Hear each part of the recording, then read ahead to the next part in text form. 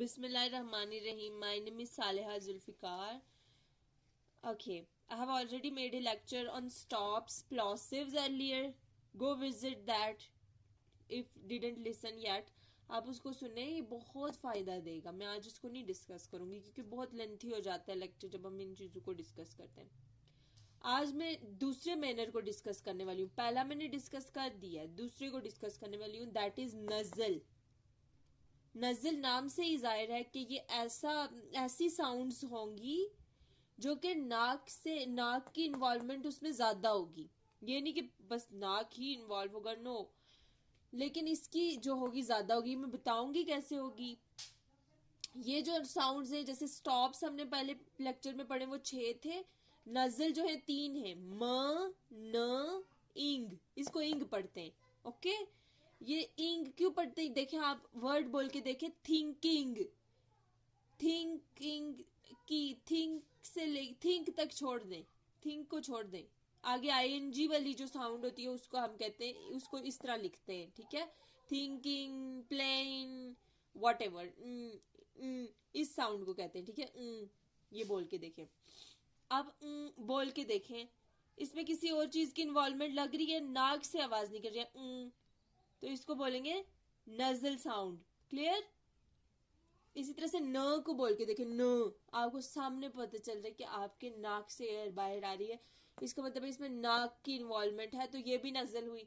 म बोल के देखें. आप म पूरा मत बोल के देखें. आप अभी बोलने वाले हो म, आप पीछे से बोलते हैं, वो सारा जो है वो नाक की आवाज आ रही है.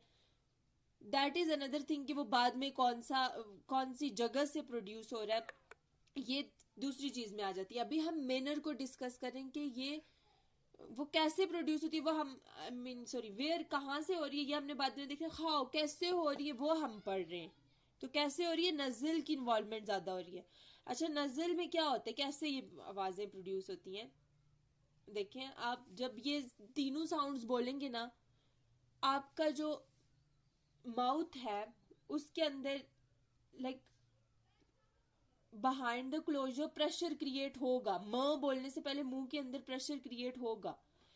लेकिन वो क्यों क्रिएट होगा? ताकि मुंह के बाहर से मुंह से आवाज ना निकले, बल्कि कहां से निकले? नजल से वो सारी हवा बाहर निकले, तो ये साउंड निकले. जैसे बोल के देखें, मुंह में प्रेशर क्रिएट हो गया, लेकिन वो जो सारा प्रेशर था वो कहाँ से निकल रहा है? नाक के थ्रू निकल रहा है, तो इसलिए हम इनको नजल बोलते हैं.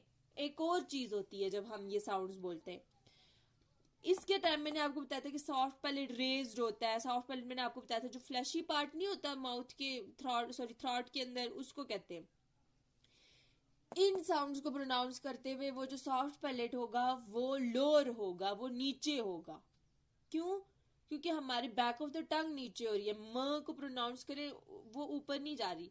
इसके टाइम जब हमने ये बोलते थे तो सॉफ्ट पैलेट ऊपर उठता था, क्योंकि बैक ऑफ द टंग उसको टच करती थी, पीछे उठता था ये प ब बोलते हुए. लेकिन इस टाइम पे म न इंग प्रोनाउंस करके देखें, इसके टाइम पे क्या होगा कि जो सॉफ्ट पैलेट होगा वो उसमें कोई रुकावट नहीं होगी, वो नीचे मूव करेगा. वो जो फ्लैश सा पार्ट है ना वो नीचे होगा. और भी बोल के देखें आप, म बोल के देखें. म कुछ भी नहीं हो रहा, उसको कुछ नहीं हो रहा. वो अगर ऊपर हो रहा होता तो उसको back of the part push कर रहा होता ऊपर, तो वो इस टाइम पे होता है. इस टाइम पे सॉफ्ट पैलेट लोअर होगा. क्लियर? अब हम ये हाउ वाली चीज हमने पढ़ ली, वेयर वाली चीज पढ़ने जा रहे हैं.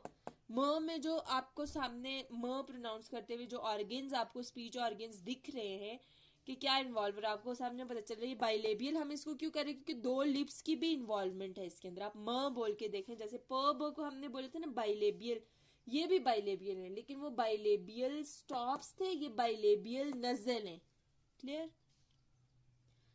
अच्छा, दूसरा जो न प्रोनाउंस हो रहा है, ये एल्व्यूलर क्यों है? मैंने आपको बताया था एल्व्यूलर रिज क्या होता है. जो हमारे दांत होते हैं, ऊपर वाले दांत, उसके एग्जैक्टली जो थोड़ा सा पीछे फ्लैश होता है ना, उसको एल्व्यूलर. आप न प्रोड्यूस करके देखें, आपको पता चल जाएगा कि एल्व्यूलर रिज क्या होता है. अब जो प्रोड्यूस करेंगे, ये एल्व्यूलर पे टच हो रही है ना, टिप ऑफ द टंग, इसलिए हम इनको बोलेंगे एल्व्यूलर नजल.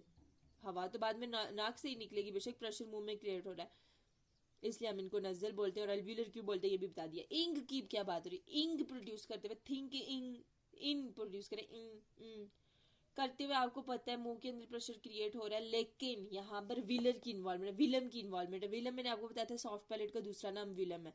सॉफ्ट पैलेट जो है वो फर्म कांटेक्ट बनाएगी बैक ऑफ द टंग के साथ। आप बोल के देखिए, इंग इंग, आपको पता है बैक ऑफ द टंग उठ रही है, बैक ऑफ द टंग और विलम का फर्म कनेक्शन हो रहा है और नाक से हवा निकल रही है, इसलिए हम इसको विलम नजल बोलेंगे या विलर नजल बोलेंगे। क्लियर?